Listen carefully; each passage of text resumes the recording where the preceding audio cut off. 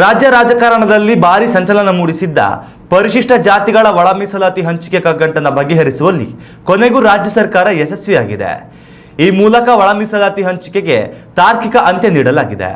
CM Siddaramaiah ನೇತೃತ್ವದಲ್ಲಿ ನಡೆಸಲಾದ ವಿಶೇಷ ಸಚಿವ ಸಂಪುಟ ಸಭೆಯಲ್ಲಿ ಒಳ ಮೀಸಲಾತಿ ಜಾರಿ ನಿರ್ಧಾರ ಕೈಗೊಳ್ಳಲಾಗಿದ್ದು, ಈ ಮೂಲಕ ಸುದೀರ್ಘ 35 ವರ್ಷಗಳ ಹೋರಾಟಕ್ಕೆ ನ್ಯಾಯ ದೊರಕಿದಂತಾಗಿದೆ. ಸುಪ್ರೀಂ ಕೋರ್ಟ್ನ 7 ನ್ಯಾಯಾಧೀಶರ ಪೀಠವು ರಾಜ್ಯ ಸರ್ಕಾರಗಳಿಗೆ ಒಳ ಮೀಸಲಾತಿ ಕಲ್ಪಿಸುವ ಅಧಿಕಾರ ನೀಡಿದ ಬೆನ್ನಲ್ಲೇ ರಾಜ್ಯ ಸರ್ಕಾರವು ಎಜೆ ಸದಾಶಿವ ಆಯೋಗದ ಶಿಫಾರಸು ಮತ್ತು ಪ್ರಸ್ತುತ ಜನಸಂಖ್ಯೆಯ ಅಂಕಿಅಂಶಗಳನ್ನು ಆಧರಿಸಿ ಹೊಸ ವರ್ಗೀಕರಣ ಮಾಡಿದೆ.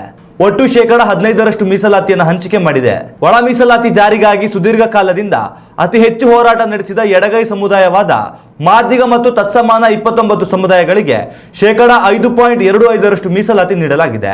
ಇನ್ನು ಬಲಗೈ ಸಮುದಾಯಕ್ಕೆ ಸೇರಿದ ಹೊಲೆಯ ಮತ್ತು ತತ್ಸಮಾನ 25 ಸಮುದಾಯಗಳಿಗೆ 5.25% ಮೀಸಲಾತಿ ನೀಡಲಾಗಿದೆ. ಲಂಬಾಣಿ, ಬೋವಿ, ಕೊರಾಚ, ಕೊರಮ ಸೇರಿದಂತೆ 47 ಇತರ ಸ್ಪರ್ಶ ಮತ್ತು ಅಲೆಮಾರಿ ಸಮುದಾಯಗಳಿಗೆ ಒಟ್ಟಾಗಿ 4.5% ಮೀಸಲಾತಿ ಹಂಚಿಕೆ ಮಾಡಲಾಗಿ ನಿರ್ಣಯ ಹೊರಡಿಸಲಾಗಿದೆ. ಒಳ ಮೀಸಲಾತಿ ಗೊಂದಲದಿಂದಾಗಿ ಕಳೆದ 1.5 ವರ್ಷದಿಂದ ರಾಜ್ಯದಲ್ಲಿ ಸರ್ಕಾರಿ ಹುದ್ದೆಗಳ ನೇಮಕಾತಿ ಪ್ರಕ್ರಿಯೆ ಸಂಪೂರ್ಣ ಸ್ಥಗಿತಗೊಂಡಿತ್ತು. ಈ ಸಂಪುಟ ನಿರ್ಧಾರದಿಂದಾಗಿ ತಡೆಹಿಡಿಯಲಾಗಿದ್ದ ಸುಮಾರು 56,000 ಹುದ್ದೆಗಳ ನೇಮಕಾತಿಗೆ ಈ ನಿರ್ಣಯದ ಬಳಿಕ ಚಾಲನೆ ಸಿಗಲಿದೆ. ಇನ್ನು ಮುಂದೆ ಹೊರಬರುವ ಕೆಪಿಎಸ್ ಸೇರಿದಂತೆ ಎಲ್ಲಾ ಇಲಾಖಾ ಅಧಿಸೂಚನೆಗಳಲ್ಲಿ ಈ ಹೊಸ ಮೀಸಲಾತಿ ಸೂತ್ರವೇ ಅನ್ವಯವಾಗಲಿದೆ ಎಂದು ಸಿಎಂ ಸಿದ್ದರಾಮಯ್ಯ ನೇತೃತ್ವದ ಸಂಪುಟ ಸಭೆಯಲ್ಲಿ ನಿರ್ಣಯ ಕೈಗೊಳ್ಳಲಾಗಿದೆ. ಸರ್ಕಾರವು ನೇಮಕಾತಿಯಲ್ಲಿ ಗೊಂದಲ ಉಂಟಾಗದಂತೆ ಹೊಸ ರೋಸ್ಟರ್ ಬಿಂದುಗಳನ್ನು ನಿಗದಿಪಡಿಸಿದೆ. ಒಂದೇ ಒಂದು ಹುದ್ದೆ ಇದ್ದಾಗ ಅದನ್ನು ವರ್ಗೀಕರಣ ಮಾಡದೆ ಎಸ್ಸಿ ಸಾಮಾನ್ಯ ಎಂದು ಪರಿಗಣಿಸಿ ಮೆರಿಟ್ ಆಧಾರದಲ್ಲಿ ಭರ್ತಿ ಮಾಡಲಾಗುತ್ತದೆ. 2 ಅಥವಾ ಅದಕ್ಕಿಂತ ಹೆಚ್ಚು ಹುದ್ದೆಗಳಿದ್ದಾಗ ಮಾತ್ರ ಹೊಸ 5.25:5.25:4.5 ಅನುಪಾತ ಅನ್ವಯವಾಗುತ್ತದೆ. ಈ ನಿರ್ಧಾರವು ಕೇವಲ ಆಡಳಿತಾತ್ಮಕವಲ್ಲದೆ ರಾಜಕೀಯವಾಗಿಯೂ ದೊಡ್ಡ ಸಂಚಲನ ಮೂಡಿಸಿದೆ.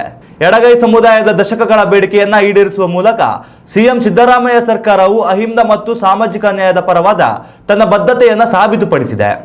ಅದೇ ಸಮಯದಲ್ಲಿ ಸ್ಪರ್ಶ ಸಮುದಾಯಗಳಾದ ಲಂಬಾಣಿ ಮತ್ತು ಬೋವಿ ಸಮುದಾಯಗಳ ಹಿತಾಸಕ್ತಿಯನ್ನು ಕಾಯ್ದುಕೊಳ್ಳುವ ಪ್ರಯತ್ನವನ್ನ ಮಾಡಲಾಗಿದೆ. ಉತ್ತಮ ಸಂಸ್ಕಾರಯುತ ಶಿಕ್ಷಣದೊಂದಿಗೆ VSS English medium CBSE school Udupi Muddur.